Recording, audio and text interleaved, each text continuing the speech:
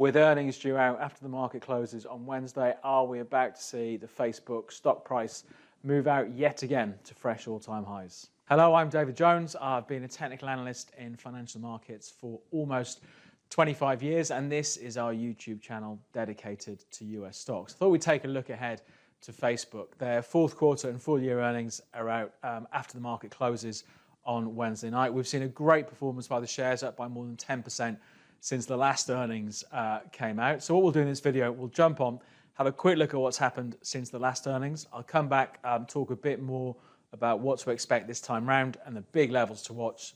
Then we'll jump back on the chart and look at things in a lot more detail and see where the opportunity is. Because I think there is one, particularly if we see maybe a knee-jerk negative reaction to these earnings. As usual, if you're watching this and you haven't subscribed, if you can click on subscribe, support the channel, and we'll continue to push out lots of content like this in the months ahead.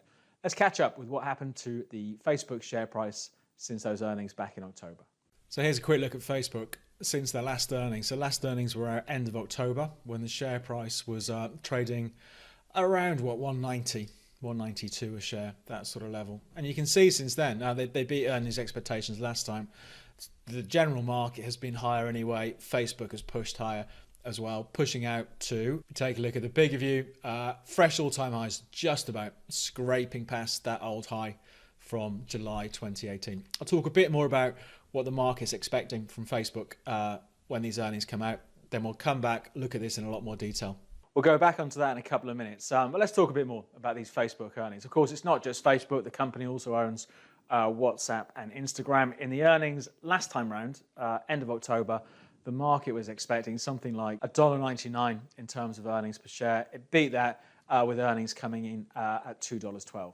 So since then, the share price has continued to rise. It's about 13% higher than it was on those October earnings. We've seen this year the share price briefly move out to fresh all-time highs. So on Wednesday night, we get the fourth quarter earnings. They're also the earnings for the full year, finishing off the financial year for Facebook. And when it comes to market expectations, around about $2.50 earnings per share and revenue of somewhere in the region of $21 billion. It'd be interesting to see how the market reacts. Let's look at the big levels to watch going into these earnings and further for Facebook. So the all-time high was set this year at $222.75. It's backed off from that as we've seen broader market weakness because of the concerns for the virus coming out of China. So when it comes to levels above it, we're really just picking psychological levels because we're at all-time highs. Where it gets a bit more interesting is when we look on the downside, if we did see a bit more weakness for the stock price. So there's lots of support over the last few months, running from about 188 through to just above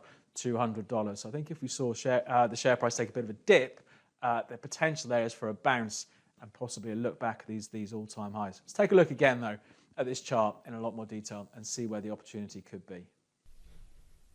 So let's just drill down into this and have a look at things in a bit more detail. So Facebook pushed out earlier in January to fresh all-time highs. We haven't so far had a, decisive move through there. It's still a positive move, but obviously with the concerns we've seen about the virus that started off in China, we are seeing markets knocked back a bit this week. But it doesn't change the overall picture for the trend. You know, we can pick up on the trend from the lows back here in December. What I'm going to focus on, just as valid, I think, is the part of the trend that started in October last year. So let's just have a look at that.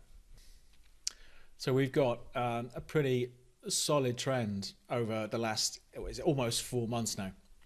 And we've got good trendline support coming in ahead of 200, coming in around 204 at the moment, which also ties up pretty well with these lows, these 31st December lows at 203, and then the lows right at the beginning of January coming in ahead of 206. So the share price can definitely weather some weakness from here. We've got bigger lows coming in back here from 193 for the middle of December. This whole 190 to 200 has been good support for Facebook. So even if we saw a disappointing reaction by the market, still be looking to see, wait for strength to come in and see if it can go back up and challenge these all-time highs. If we take a look at this 20-day moving average here, it's done a really good job, I think, all the way up in this uptrend since October. When it's sold off, it hasn't spent that much time below it. We've only got here really mid-December, the very briefest of looks mid-November, and clearly where we are now, the time of recording just before the earnings, a day ahead of the earnings, it's dropped below. But again, it has snapped back. So again, for me, I'd still be looking for Facebook strength to come back in. It's only if we start to lose this 193 mark that I think we have to be concerned about a deeper sell-off back towards those sort of October lows around about 170, 175 area. The RSI went overbought in early Jan as this strength in Facebook continued. Since then, with the share price coming off, the RSI is unwinding. So we're back below 50% on the RSI. Last time we were this low was again back in those mid-December lows. So at the moment, it does all point to it just being a healthy correction for Facebook. It's going to be interesting to see what these earnings look like compared to what the market expects. But at the moment, if we did see maybe something a short-term knee-jerk sell-off back lower towards the 200s, it looks like a buying opportunity. So short to medium term, the target is for a run back to have a look at those all-time highs coming in just above 220. And if we can break there, clearly we're just sort of projecting up levels because we've got no previous levels to go off. But given that Facebook can move $20 in fairly short order, I think if we can reclaim these highs, push out to new highs again to 225, then $250 seems a reasonable target for the stock. So while we're above 190, 200, this trend all looks fine to me. We'll come back to it in a couple of months' time and update for the next earnings, but all positive, I think, for now. We'll see how the market reacts after Wednesday's close to these latest earnings. But for this update, we'll leave things there. So from me, David Jones, good luck with your trading and investing.